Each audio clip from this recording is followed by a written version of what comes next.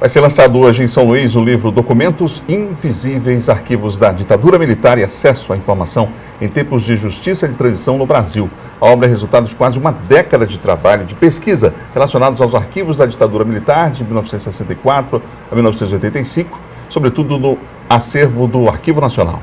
Aqui no estúdio nós vamos receber, nesse momento, o autor da obra, Vicente Arruda Câmara Rodrigues, que ele é mestre em Direito pela Universidade Federal do Rio de Janeiro, membro do grupo de pesquisa da CNPq, Trabalhadores da Ditadura Civil Militar no Brasil. Bom dia para você. Bom dia. Obrigada pela sua presença.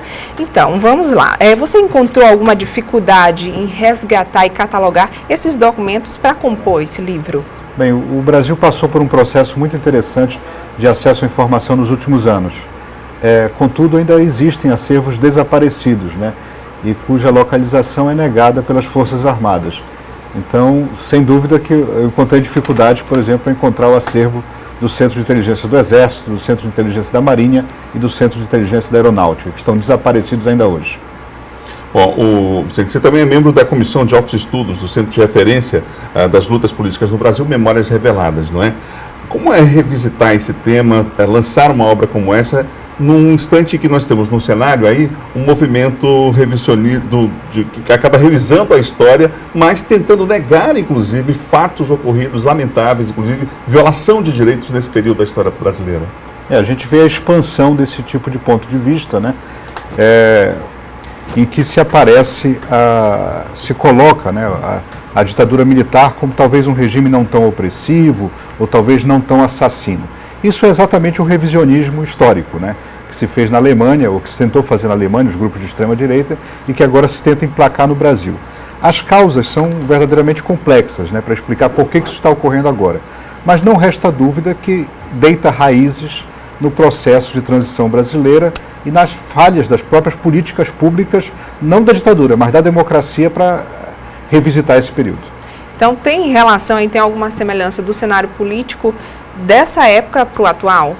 Bem, se a gente observar o cenário político atual, né, e comparar com o que ocorreu em 64, a gente vê que as peças nesse tabuleiro são praticamente as mesmas, né? Elas mudaram um pouco de posição, a ênfase agora não é mais nos militares, mas sim numa espécie de modificação da Constituição pelo próprio parlamento, no rolo compressor, uma atuação mais direta do judiciário, quando ele já era bastante complacente em relação à ditadura em 64, mas fundamentalmente são as mesmas peças em posições diferentes.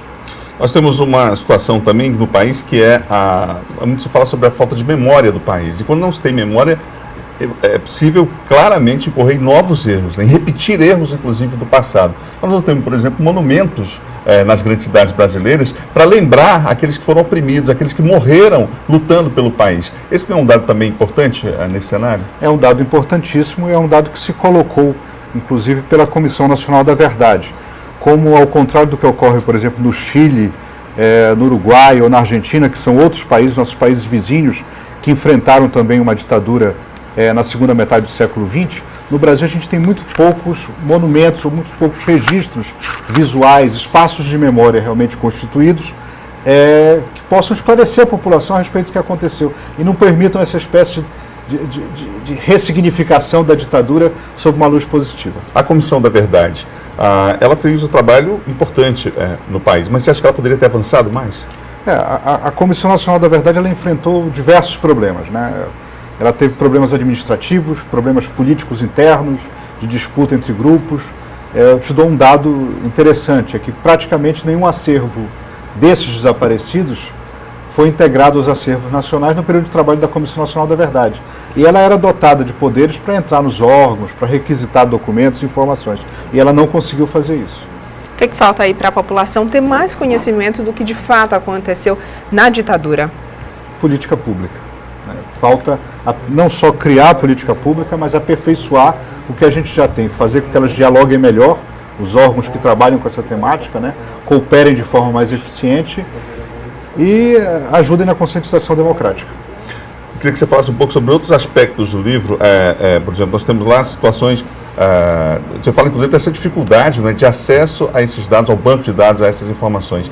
Numa pesquisa de 10 anos, quer dizer, uma década para ser feita, imagino, o que mais te chamou a atenção nesse levantamento? Você que, inclusive, já vem pesquisando sobre o tema já há muito tempo. O livro ele foca muito no acesso à informação, né? Então, um dado que eu acho que é interessante trazer para o público é que, ao lado dessas dificuldades, né, que são naturais desses desaparecimentos, também se avançou muito nesses últimos 10 anos. Né? Nós temos hoje uma lei de acesso à informação que garante, para o que foi recolhido aos arquivos públicos, acesso livre e irrestrito para jornalista, para pesquisadores, para o cidadão interessado. Então se avançou muito. O Brasil ele tem o maior acervo documental de repressão política e inteligência da segunda metade do século XX, aqui na América do Sul. Só a título de comparação, a Argentina, que tem uma experiência muito interessante, tem em torno de 1 milhão de páginas. O Brasil tem recolhidos e disponíveis para a população 12 milhões de páginas de documentos textuais digitalizados e com OCR. Vicente, onde é que vai acontecer o lançamento do livro? O lançamento ele está disponível na MEI, né? Ele está disponível também no Arquivo Nacional, diretamente com o autor, quem quiser me buscar aí nas redes sociais. E também na editora, que é a Edise. Aqui em São Luís, eu recebi um convite na Associação dos Escritores Maranhenses Independentes e pelo Diretório Municipal do Partido dos Trabalhadores.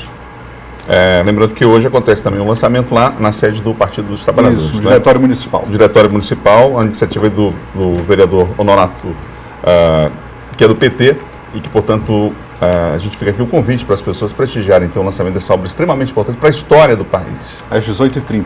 18h30 hoje. Lá no Diretório Municipal. Obrigado, Vicente. Muito obrigado. Boa sorte para você. Bom dia. Muito obrigado.